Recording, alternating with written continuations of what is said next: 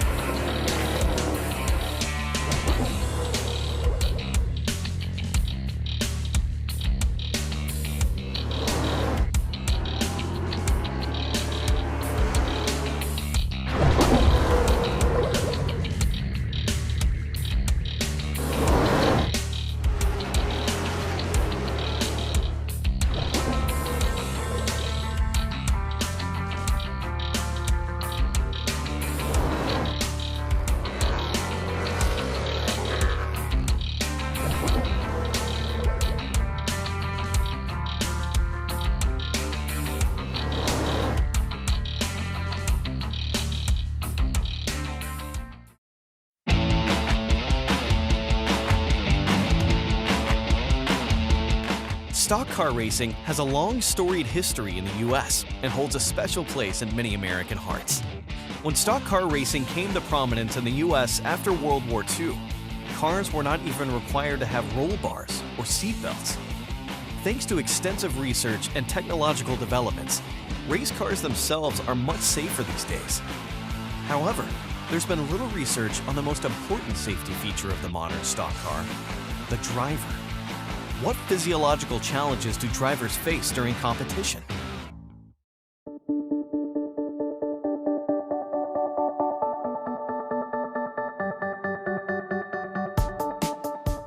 Dr. Lara Carlson of the University of New England not only has the academic credentials to answer this question, she holds a doctorate in exercise physiology. She also knows firsthand the challenges that professional athletes face at the highest levels of competition. Lara was a US-ranked hammer thrower in track and field, qualifying for and competing in 4 USA Outdoor Track and Field National Championships. One of Dr. Carlson's mentors is Olympic gold medalist Billy Mills, who's famous for stunning the world in the 10,000-meter run at the 1964 Olympics in Tokyo.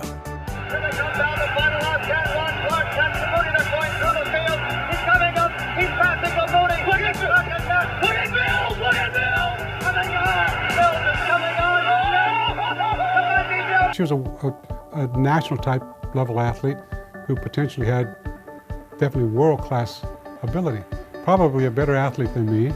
So I became aware of her kind of more like in awe of her athletic ability. When Dr. Carlson's dream of Olympic gold was cut short due to injury, her passion for sports remained undiminished. Here's where Billy Mills comes into play, because he always talks about finding your passion, following your dreams. I feel I'm a person that's always in pursuit of that. Because my knees are so bad from competing all these years, I have pretty advanced osteoarthritis, so it limits me from what I can do physically. And she started looking for new ways to be involved in athletics. Dr. Carlson soon discovered an unexpected new passion, an interest in motorsports.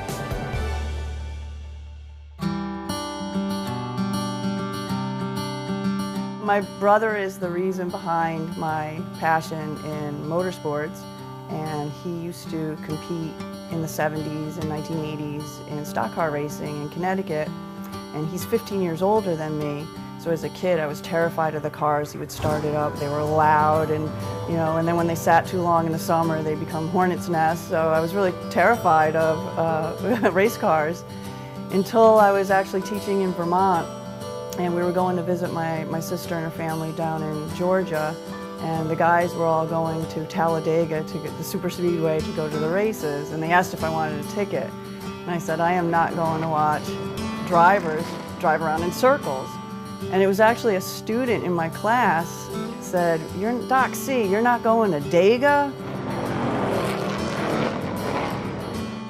And it was really this student, his name's Derek DeYoung, and I really owe him my life, because I said, you know what, I'm being really closed-minded, and so I asked them to get me a ticket, and I joined my family. There was like 9 of us. We went to the big track, and it was just such an incredible experience. It's such an overload of all your senses. The sounds, everything is just overwhelming in a good way. I really enjoyed it, and I also got to have that special time with family. When I started sharing this passion with my brother, as a scientist, I started thinking, and as a physiologist, what could the drivers be experiencing in the cockpit of that car? Because you hear many times drivers aren't athletes, all they do is drive around in circles. So as a physiologist, I started delving into those questions. And I say that I owe that student a lot because my brother passed from melanoma in 2006. And I'm so grateful that I had that opportunity to share that passion with him.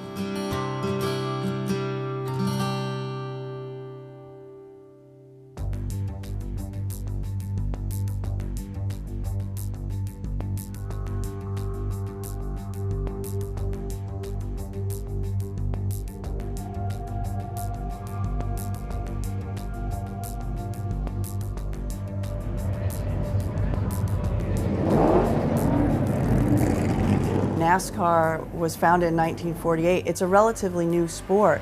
And to my surprise, there really wasn't much literature or research that investigated what physiologically the drivers are experiencing when racing.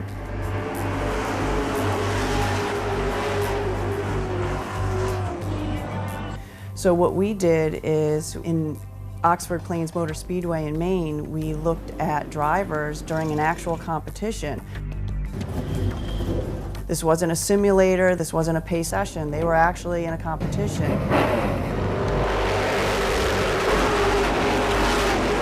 One of the things that we have the drivers do is they have to swallow an ingestible pill, and what it does is when they swallow it, it works via telemetry to record their core temperature.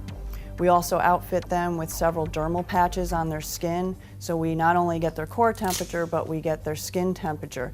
This is important, this is critical, because as you start to heat up, whether it's exercise or driving a race car, your core temperature and your skin temperature start to rise.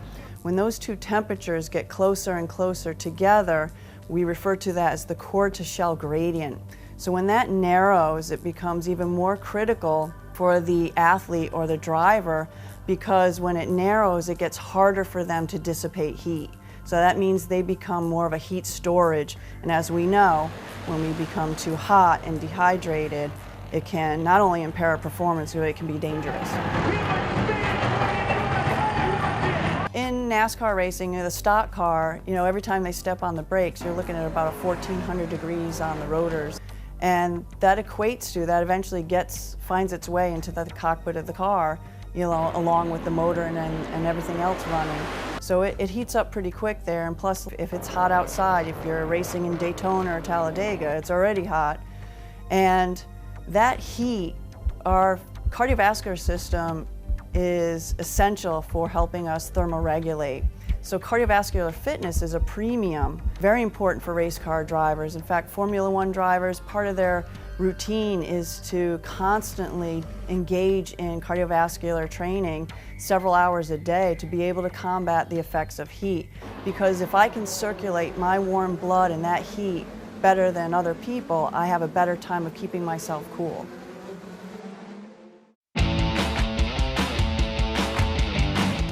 Published the data in the Journal of Thermal Biology. It was the first paper in the world that examined actual stock car driving during competition. As a result, I've been traveling all over the place presenting that data at the International Council of Motorsport Sciences in Indiana. I presented at the NASCAR Summit to anybody that is involved with NASCAR from a medical standpoint, first responder standpoint, and those that directly work with the drivers, the athletes. The drivers are working the wheels and the pedals, and they do this for hours at a time. Not just the physicality of driving, but they're also trying to counter the G-forces that are presented to them. I think knowing what happens with the drivers and getting as much information as you can from the drivers. We try to approach it from a car standpoint. We try to get, the future, we'll try to get restraint loads on the drivers, but having any physiological data is critical. Most of the time, the drivers are competing in very hot temperatures, and it's that much hotter on the track and hotter inside the cabin or the cockpit of the car. And as you guys know, there's no timeouts in racing. These drivers are subjected to significant stress during the course of an event. It's a long event, sometimes 2 or 3 hours or more. They're encased in a car that has an ambient temperature 20, 30, 40 degrees higher than the ambient temperature around them. In addition, they're in a thick fire suit to protect them from injuries during the course of the race, but also that helps prevent evaporation of the sweat and the cooling, plus the buildup of heat. So at the end of the race, they can be very dehydrated, very tired, and maybe not reacting quite as much as they normally would at the start of a race. It's very important to know how the body's going to respond to that. We'd like to see a world where there isn't any kind of accident that would cause any injury, and we're approaching that. But when you look at the physics of the speeds they're going and the energy they're at, we're pushing the envelope all the time. Is Dr. Kozak here? Last year I heard him refer to, well, there's the crunchy outside and the chewy center. And the crunchy outside, there's been a lot of research with engineering with regard to car performance and making the car safe, making the track safe for drivers, right? They move the seat more towards the center. They've added fire extinguishers. There's roof flaps on the car to keep them from being airborne, right? Safer barriers. The requirement of the Hans device. So a lot has been put into the performance of the car, right? Making it stick, making it go faster. The safety of the driver, but what about driver performance? What about the athlete behind the wheel? Charlie Kimball, smooth and steady, running in the top 5. Charlie Kimball arrives on the scene. It's a drag race down that straightaway, and it looks like Charlie Kimball's going to win it. In an IndyCar at speed, we have 650 horsepower under our right foot, and the races are 500 miles long, and we don't have power steering, and we don't have power brakes. We see G-forces of 3 to 5 Gs, not only laterally from turning the corner, but also vertically from the bank. When you get out of the car, I will have burned 1,500 to 2,000 calories in 2 to 3 hours. It's so physically challenging, and the best way to train for driving a race car is driving a race car. So when I'm in the gym, I have to try and replicate that situation. My average heart rate when I'm racing, 160 to 180. I lose 10 to 15 pounds in body weight through sweat just during the course of the race.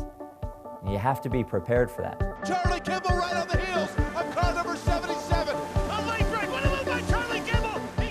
I've been really fortunate to meet IndyCar driver Charlie Kimball, and he's really unique because he's one of the only drivers that I know of that has been diagnosed with type 1 diabetes. So he has the extra challenge of trying to manage his glucose and insulin while racing. When I was diagnosed with diabetes, I'd gone into the doctor's office for an unrelated skin rash. When he said, "You have diabetes," I didn't know what it was. I said, "What's that?" And he had to explain what diabetes was, what it meant for me as a person, as an athlete, and then finally as a racing driver. That was a brazen move by Kimball. He held his own. I've been fortunate to be able to present my data at the New England chapter of American College of Sports Medicine conference. And here's what we found. And also have Charlie there to present with me so I can give the science and he can talk about what it's like to be in the cockpit of the IndyCar. Kimball met with members of Congress talking about the challenges of living with diabetes. He does some great work off and on the track. Back in the day, they used to say that drivers were fat and tires were skinny, and now drivers are skinny and tires are fat. And I think it's the evolution of the motorsports as a field, and also the evolution of the athlete as a driver.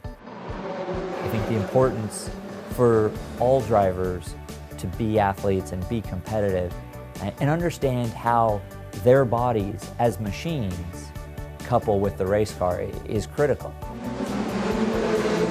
And it's even more important, even more focused for me having diabetes and overcoming that challenge, managing my blood sugar, managing my insulin, managing my hydration, and understanding how all of those things in my body interact so that when I get in the car, I'm able to perform at the highest level.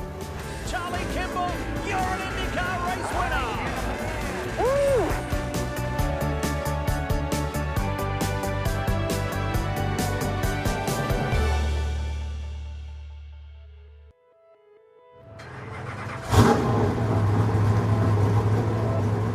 My goal as a scientist was initially just to answer some questions and to see what's physiologically going on in the sport.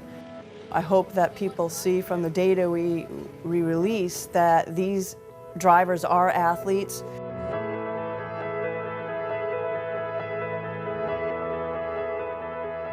They experience similar physiological responses that marathoners and other athletes experience. Don't judge a book by its cover. As many folks know, it's about the athlete being able to perform what they're set out to perform as best they can. As racing drivers, you understand the risk you take. And I do understand that challenge, but it's worth it. I mean, if I stopped driving, I wouldn't really be alive. The fear of injury is not something that ever slows me down or gets in the way, and it's not something I ignore either. The more I can do to help drive safety forward and improve safety, not just in the cars, but also the racetracks. It's not free, but it's worth every risk we take. What I hope the athletes get out of what I'm doing is that information to make themselves perform better and also keep themselves safe.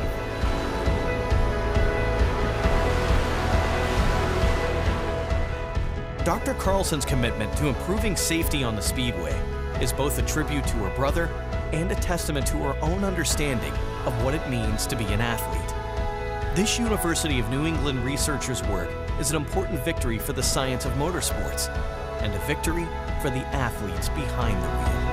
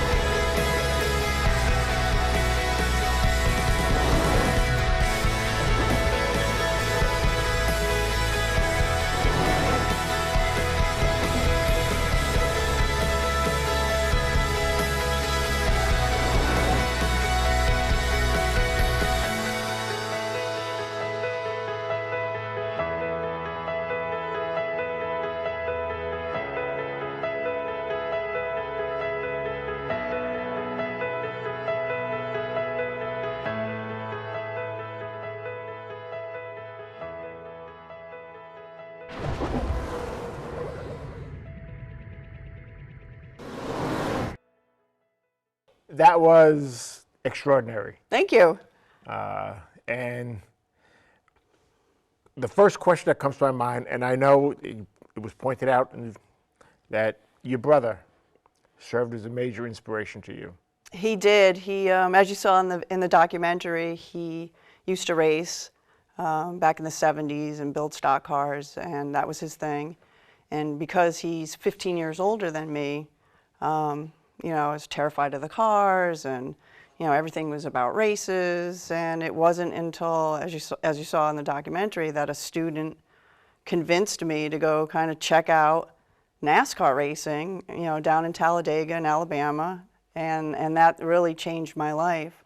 You know, I spent several years after that going to race. All of a sudden, everything became about going to races because I fell in love with the sport. And the time I got to share with him, so we started going to races and talking about races and watching races until he passed. And I'm so grateful I got to share that. His passion became my passion, and we got to share that together. Yeah. Now, one of the things that struck me in the video is the G-force that a race car driver undergoes is comparable to the G-force of an astronaut blasting off to the moon. Except one, as I understand it, except for one big thing. The race car driver is subjected to that G-force for an extended period of time, as opposed to an astronaut where it's relatively brief. Correct. I think most people are familiar with G-forces. We see it in movies, especially with our Air Force, our pilots, military aviation pilots, pulling certain Gs during maneuvers that they do. And we see the same thing with astronauts and these race car drivers. And the race car drivers are subjected to a variety of significant stress. And those stressors are the physicality of actually driving a race car. And many people have a kind of a stereotype that race car drivers, it's easy, all they do is, you know, go around in circles, and it's not that difficult work. Well, it is significant metabolic work. The car isn't designed to be a nice cruise down the highway. The car is designed to fit the body of the driver. It's not the most comfortable seat.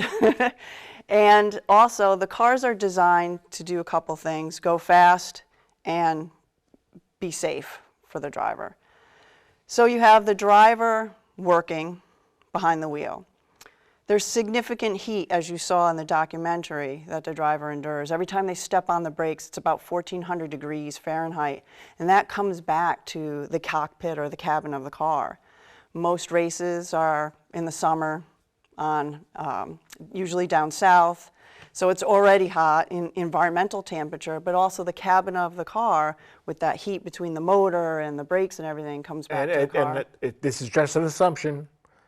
I gotta believe that they don't have air conditioning. They don't. Nothing that would take away from horsepower of the car. They do get some cooling in their helmet, and part of that is to scrub carbon monoxide in the air they breathe, because as you're aware, that carbon monoxide could be dangerous in the sport. So you'll see in the car they'll have a hose going to their helmet that's giving them fresh or clean air, but that's about it.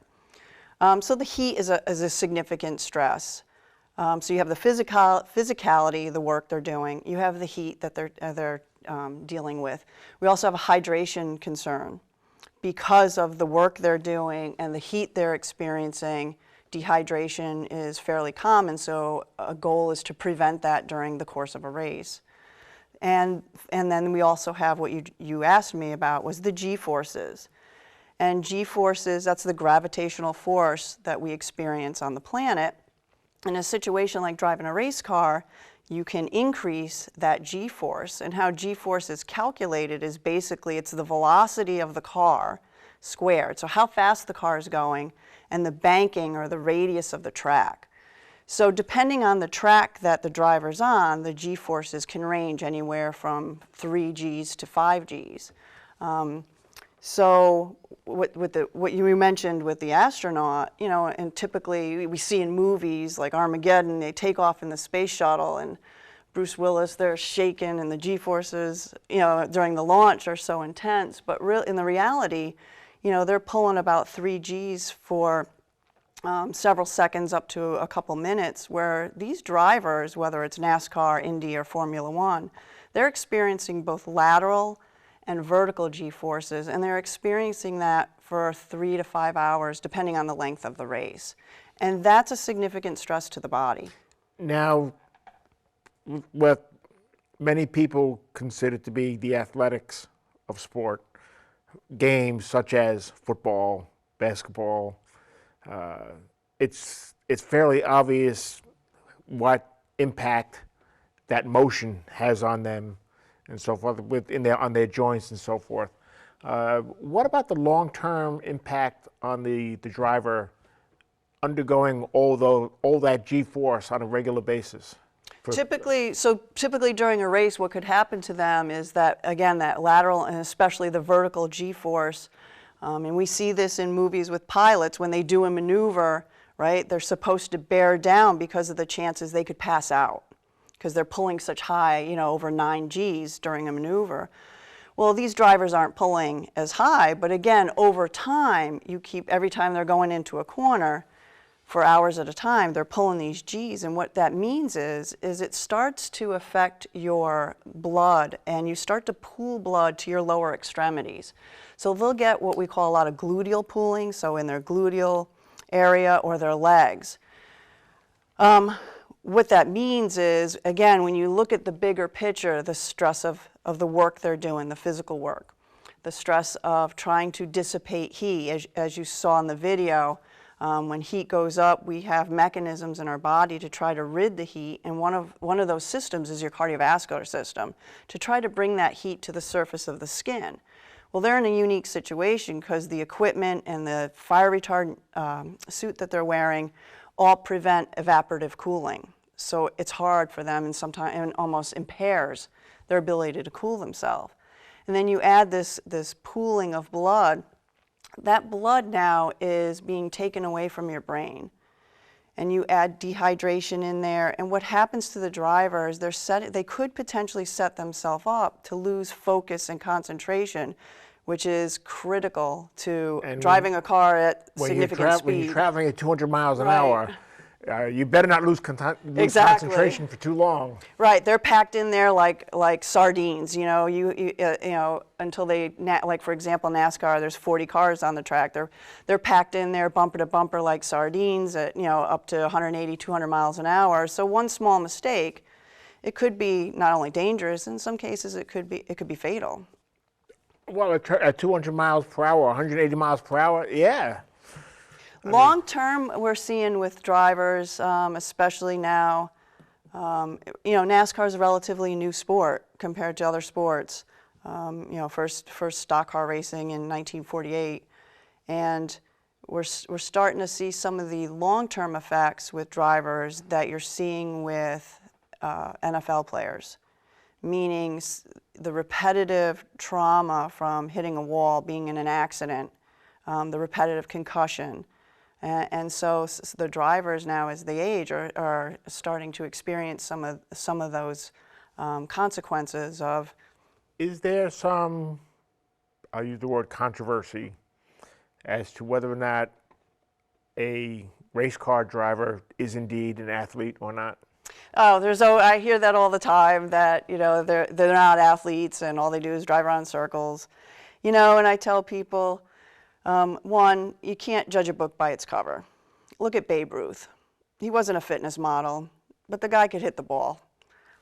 These drivers, they have talent and they have a skill that's refined just like a Tiger Woods, over years and decades of refining a certain skill. These guys have significant focus, hand-eye coordination, reaction time. And if you look at different types of drivers, like IndyCar drivers and Formula One drivers are one of the fittest drivers, or fittest athletes on the planet. The exercise regimens that they participate in to handle the stresses they experience when they drive are like of a marathoner. They're engaging in a lot of long distance or endurance exercise like running and cycling, triathlons. They have to do that so their cardiovascular fitness can pump and deal with the heat that's presented to them. They have to have the stamina to endure these stresses for the hours at a time that they're competing. The strength training is important. An athlete, we talk about the G-forces. Well, one of the areas that's important to drivers is the head and neck area. When they're taking corners, in a bank and experiencing G-forces, their head can feel like it's 55 pounds with the head and helmet. That takes some musculature to hold it up for hours at a time. So they engage in strength training, especially that area, the midsection, and the legs, because again, remember I talked about the gluteal pooling. Well, the legs contracting and being strong enough to try to push the blood flow back and keep it upright. So to me, there's no question that these guys, when they get behind a wheel, are athletes. It is astounding in listening to you. And I suspect a lot of people who are viewing the show that have watched race car drivers, be it NASCAR, Indy, whatever. I had no concept as to the intricacy, you might say, of all the things that have to work perfectly together in order for a race car driver to get around that track at one lap. Right. Right, and I think because they're hidden in the cockpit of the car, and with all the safety equipment on, sometimes we just don't see what they're doing and the work they're doing, and you can't. There's nothing tangible about a gravitational force that they're feeling. Are there any significant differences between driving a NASCAR stock car or an Indy car? I can't tell you from experience. I have driven stock car, which is a lot of fun, by the way, if you have the chance. But it's just listening from the drivers. I'm sure there's things that are similar with the experience, but The stock car, I believe, is more of a beast to maneuver. The IndyCar and Formula One cars, they seem to have a little more higher horsepower. And people think because the cockpit is open with an IndyCar and a Formula One car, meaning there's no roof, that they're getting all this wind and it's cooler, but it's not. Those athletes, those drivers are overheating, and they're feeling that heat stress as well. And again, the heat stress is important because it can impair not just performance, but we have to be concerned about the safety of the driver. Yeah. Now, when you're watching a race car, it's not all that unusual to see some conflicts take place between drivers. When you're traveling at 200 miles per hour around an oval track, you're going to have some missteps, which could end up being fatal. But my sense is that when they focus on that, they lose focus on what I would consider to be somewhat like a fraternity, a brotherhood among the drivers. Now, you've spent a good amount of time with them, with the drivers and so forth. Have you observed a brotherhood type? Yeah, definitely with NASCAR, it seems from management all the way to the driver, there's definitely a sense of family with that group. The drivers, and they seem to respect each other, but the bottom line is when the green flag drops, they're a competitive athlete, just like anybody. I love my teammates. When I used to throw my teammate, Alexandria, she was the American record holder in the hammer. She's a gold medalist for Pan American. Love her to death, but when it was time to compete, we were competitors. So it's a different game face that goes on. Yeah. Well, and I made this comment to you earlier, when I thought about it, and I thought about this on my drive into the studio this morning. I thought about perfection and inspiration. And a lot of people make the mistaken judgment that to be perfect is inspirational. No. To be perfect is very good. What's inspirational is the drive towards that perfection and the inner motivation and inner drive that the person had in order to achieve that perfection. And I think that little nuance, if you will, makes a world of difference. It does, and I agree. It's all about the journey. I think they like the end result too, because everybody wants to be in victory lane. Yep.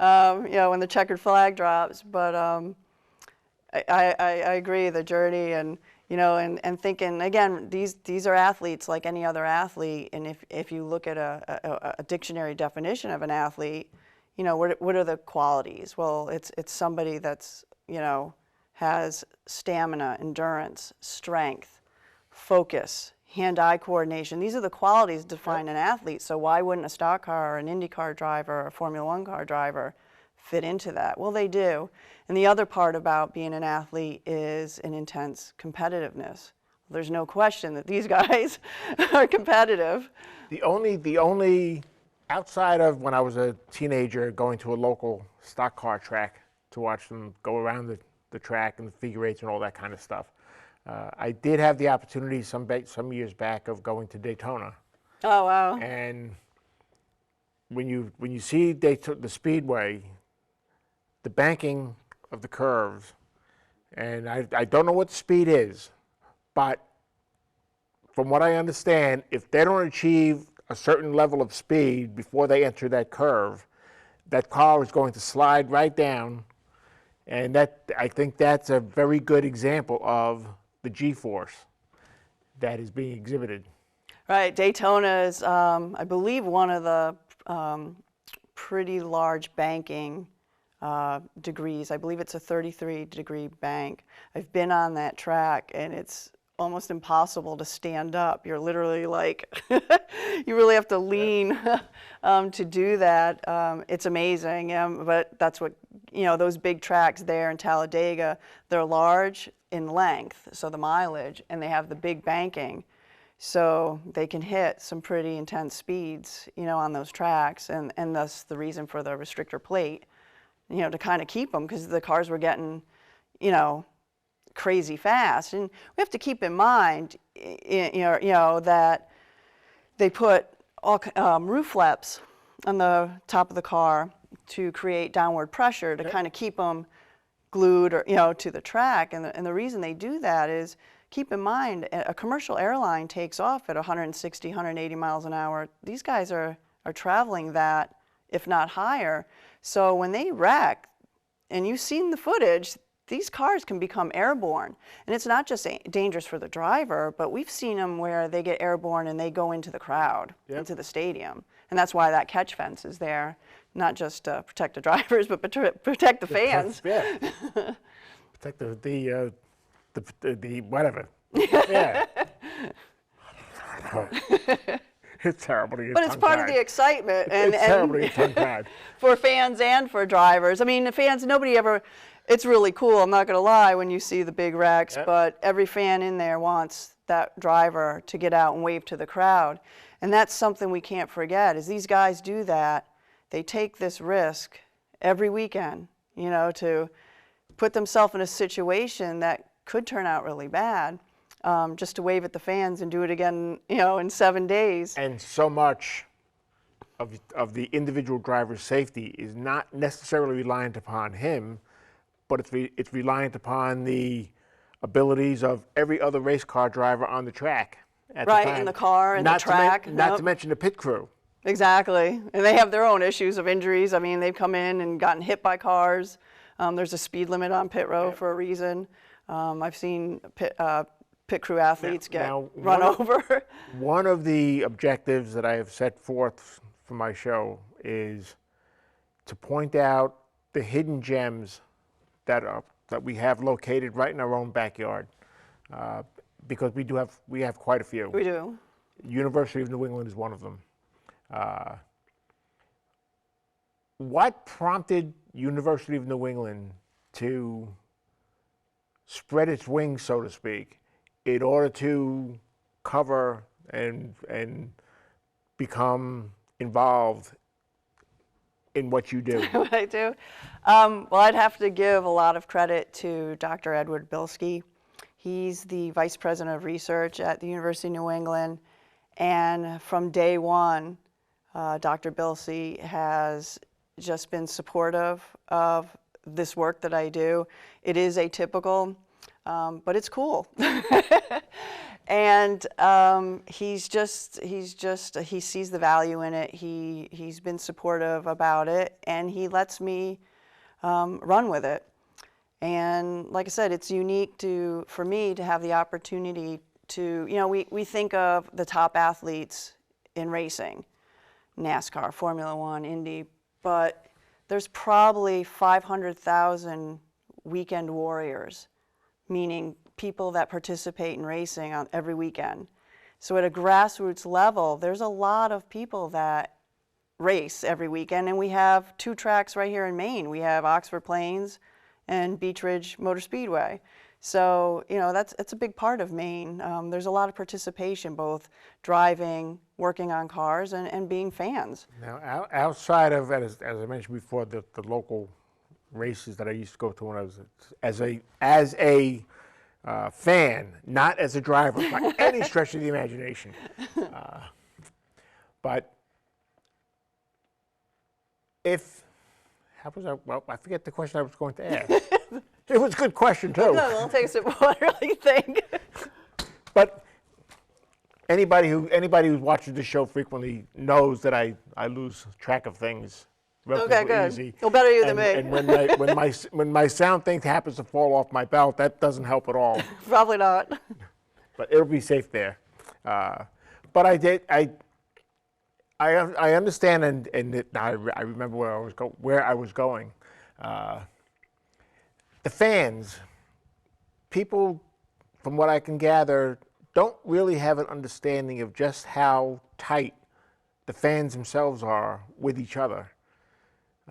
And from what I can gather, and I'll put it in this context. If you have a child, if the child loses its way at a NASCAR race, you have thousands of people that are going to be looking out for the welfare of that child, because they seem to have a bond which is impenetrable.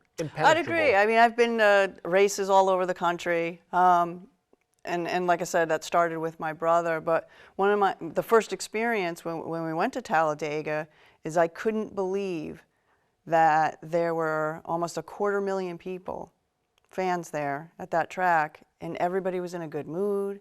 Everybody was just there to have a good time and watch the race. You know, everybody's tailgating and barbecuing and having a few beers and getting ready for the races, and it was a nice experience. So I'm a fan of that, you know, and yeah, I'd have to agree that there's definitely, it's not just the racing has its intimate feel, but I think the fans share that as well, and that's why the NASCAR fans and racing fans are some of the most loyal fans that you'll find. I mean, people, if they love racing, they love racing, you know, and I always, it makes me think of Ernest Hemingway, you know, with the sport of racing. You know, he's quoted with saying that mountaineering, right, auto racing, and bullfighting are the only real sports. Everything else was merely games.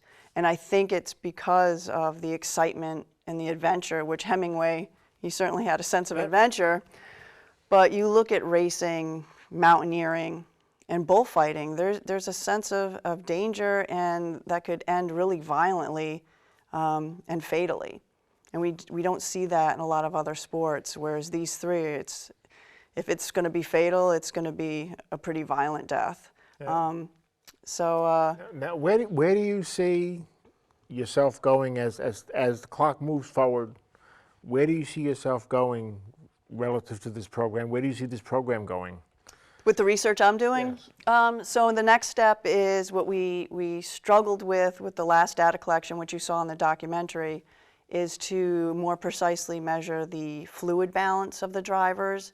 And that's what we're doing. We've been working over at Beach Ridge Speedway over in Scarborough, and we've been working with the local drivers to measure their fluid balance. We want to be able to quantify how much fluid loss they have, because all this stuff, the whole point of all this, one was to quantify what a driver is experiencing. I think people knew that it was probably hot in the car, but all this stuff that you saw in the documentary has never physiologically been quantified. There have been a few studies with where they took drivers and they had them sit in a simulator in a lab, you know, so they would watch on TV, basically, and drive. There was a couple studies where they just did some paced sessions, meaning they had drivers go out, do a couple laps, get their heart rates, and that was it.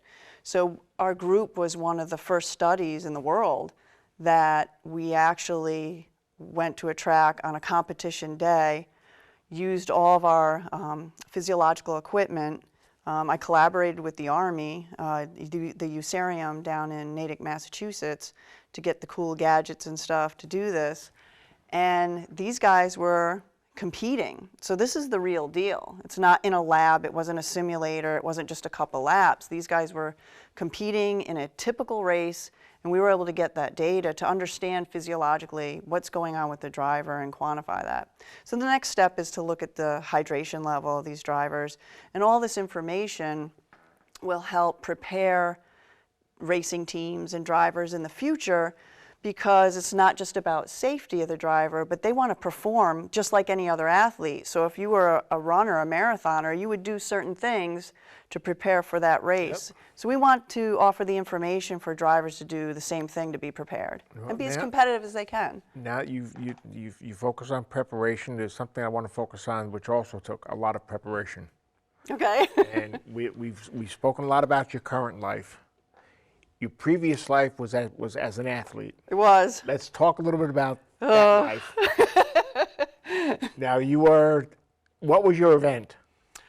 I was a track and field person, and when I first went to Southern Connecticut State University in New Haven, Connecticut, I started throwing the javelin. Time out. When I went to Quinnipiac College. You did? Which was a rival. Right down the road. But like Quinnipiac College, it was a college then, it's a university today. Yeah. The college that you went to was a college then, but it's a university today. It's big, I yep. do not want to put Southern Connecticut State College at a higher level than Quinnipiac College. I think we were university. I think we were SCSU when I was there. I'm pretty sure. But yeah, I remember Quinnipiac being right next door. And then our other neighbor, Yale. But we actually would compete. Beautiful, beautiful track. But I used to throw the javelin for my freshman and sophomore year, and I was awful. It was pitiful. I think I was in attendance at Quinnipiac College a few years before you. A couple. So. Lara, one of the things that that motivates me to keep on doing the show, in addition to having the opportunity to meet people such as yourself, is that I am not a fan of one and done. I would look forward to having you on as a guest again. Sure. To talk about the progress that's being made and new discoveries that you're you're involved with. So I want to extend that invitation to you now. Oh, of course. It was a pleasure. Likewise, thank you. Thank you for having me. It's always fun talking about things that I think are cool. Yep. So I get to share that.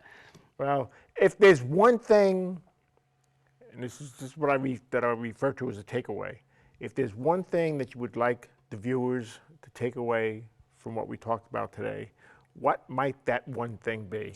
It's probably the question that started all this is, are drivers athletes? And my answer would be they are athletes, and we should advocate for their safety, but also their performance in competition. Yep. Well, again, thank you. Cheers. It was great having you. And I'll see you in church on Sunday. Oh, God. Folks, I hope you enjoyed the show. I found it fascinating. I've watched my share of race car drivers, and I often said, well, all they do is drive around the track. The tracks that I used to really enjoy as a youngster was the figure eight. And I used to love the demolition derbies. Oh, yeah. Which is actually probably the safest part of the whole world. I mean, you probably have less of an opportunity to get injured in the demolition derby than you do on a NASCAR track or an Indy track. Don't go as fast. But in any event, remember this.